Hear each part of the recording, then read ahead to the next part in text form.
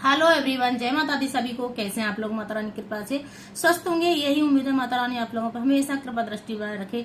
आइए जानते हैं इंदिरा एकादशी और इंद्राणी एकादशी का व्रत किस दिन रखा जाएगा। ये इंदिरा एकादशी के नाम से भी जानी जाती है, इंद्राणी एकादशी के नाम से भी जानी जाती है। जो पितृपक्ष में एकादशी एक ही पड़ती है और जो हम व्रत रखते हैं एकादशी का, बहुत महत्वपूर्ण होता है। ये व्रत अपने पितरों के लिए रखा जाता है। अगर हम पितरों को अर्पण करते हैं व्रत को, तो उनको मोक्ष की प्राप्ति के लिए हम व्रत रख सकते हैं। और जो भी हमारे पितृदोष लगते हैं वो भी इससे निवारण मिलता है। और जो बोला जाता है कि 10वीं से जो नियम फॉलो करते हैं, और वो भी नियम 3 दिन का, अब की बार व्रत 2 दिन में ही रखा जाएगा, 2 दिन का ही नियम फॉलो करने पड़ेंगे। अब की बार एकादशी लगातार 2 दिन की नहीं पड़ रही, एक ही दिन की एकादशी पड़ रही है। बहुत लोग बार बार कंफ्यूज हो रहे हैं क्योंकि कभी कभी 2 बार की भी पड़ रही है। तो अब की बार एक ही दिन व्रत रखा जाएगा। सारे लोग जहां भी रखेंगे एक ही दिन रखा जाएगा। कौन सी तारीख को पड़ रही है? तो व्रत उदित तिथि को मानते हुए हमें 17 तारीख को व्रत रखा जाएगा। और सबसे मेन चीज होता है कि ये सब जगह पे, खाटू श्याम बाबा पे और कहीं भी बहुत सारी जगहों पे, बिहारी जी पे 17 तारीख को ही मान्य है। तो अब आता है कि हमें इसके जो नियम है कैसे करना है, क्योंकि पितृपक्ष में जो एकादशी पड़ रही है इसके नियम भी थोड़े अलग होते हैं। क्योंकि हमें जैसे गंगा जल युक्त जल का नहाते हैं जल डाल के, पर हमें उसमें काले तिल भी डालना चाहिए। जो पितृपक्ष में जो भी हम पूजा पाठ करते हैं उसमें काले तिल का बहुत डालना आवश्यक होता है। क्योंकि दीपक भी जलाते हैं हम दक्षिण दिशा की तरफ फेस करके, तब भी उसमें काले तिल का यूज होता है। तो नहाने से लेके हमें सारी पूजा पाठ में हमें काले तिल का यूज करना है, जिससे हमारे पितरों को अपने पितरों की तृप्ति के लिए हमारा जो व्रत रखते हैं उसका फल हमको मिल जाए, हमारे पूर्वजों को मिल जाए।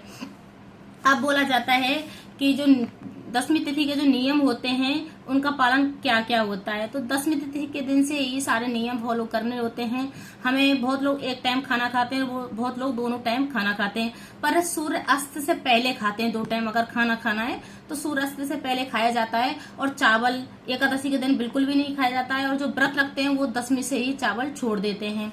अब आता है, बहुत लोग तुलसी माता में जल देते हैं और पितरों की तृप्ति के लिए तुलसी माँ में जल देना बहुत अनिवार्य होता है।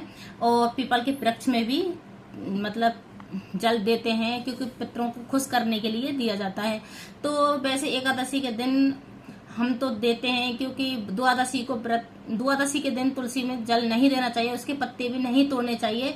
और एकादशी के दिन जल दे लेना चाहिए, बहुत अच्छा रहता है। ऐसी कोई भी मान्यता नहीं है, कहीं भी नहीं है। वैसे जो भी साधु संत हैं वो एकादशी के दिन ही तुलसी माँ में जल देते हैं और द्वादशी को तुलसी में जल नहीं देते हैं और पत्ते भी नहीं तोड़ा जाता है। वैसे मान्य है, जैसे जिसकी प्रथा है उस हिसाब से कर सकते हैं। अब आता है, हमें नहाने के धोने के बाद पीले वस्त्र धारण करना है। पीले वस्त्र विष्णु भगवान को बहुत प्रिय होते हैं, इसलिए हमें पीले वस्त्र धारण करना है।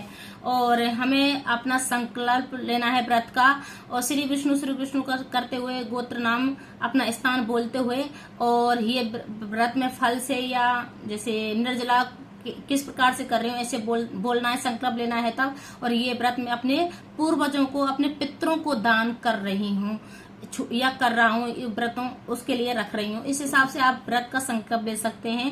फिर आता है, दोनों ढेरियों पे 2 दीपक जलाएं और दीपक में थोड़ी हल्दी और थोड़ा हल्दी का यूज कर लें। फिर उसके बाद में शाम को जो दक्षिण दिशा की तरफ दीपक जलाते हैं उसमें काले तिल का यूज कर सकते हैं। फिर हमें द्वादशी के दिन सुबह उठना है और पारण करना है। पारण का टाइम कितने बजे से हमें पारण का टाइम